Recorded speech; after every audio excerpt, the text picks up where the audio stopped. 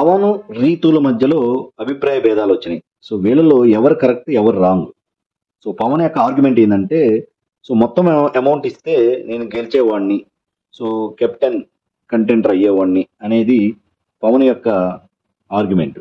So ఈమెమో మొత్తము amount అంటే just 100 rupees డిఫరెన్స్తో నువ్వు కంటెండర్ కాలేకపోతావు అనేది, కాకుండా ఉంటావు అనేది ఎవరు గెస్ చేయరు కదా అనేది రీతు పాయింట్.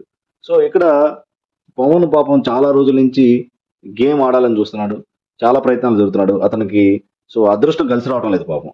సో రీతు గారు కూడా ఆ 200 500 సాయి గారికి ఇచ్చే బదులు మొత్తం ఇతనికి ఇచ్చినట్టయితే బాగుండేది అనేది నా అభిప్రాయం. సో అదే విషయం పవన్ గారు కూడా ఏమంటారంటే, నేను అడిగితే గానీ నువ్వు ఇవ్వవా, సో అడగకుండా మొత్తం ఇస్తే అది real liking, real affection, real love అనుకోండి, ఏదైనా అనుకోండి అన్నట్టు అతని యొక్క అభిప్రాయం.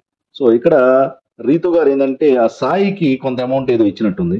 సో దానివల్ల మన పవన్ ఎఫెక్ట్ అయ్యాడు, కానీ అది అన్ఎక్స్పెక్టెడ్ గా జరిగింది. సో ఎవరు గెస్ట్ చేయలేదు. సో అదే ఇమాన్యుల్ గారు కూడా అన్నారు, సో ఇలా జస్ట్ కొంచెం అమౌంట్ తో నువ్వు కంటెంట్ కాలేకపోతావు అనేది ఎవరు గెస్ట్ చేయరు కదా అని సర్ది చెప్పాలని చూశారు. సో దీనికి మీ అభిప్రాయం ఏంటి? రీతు గారు కరెక్టా, పవన్ గారు కరెక్టా?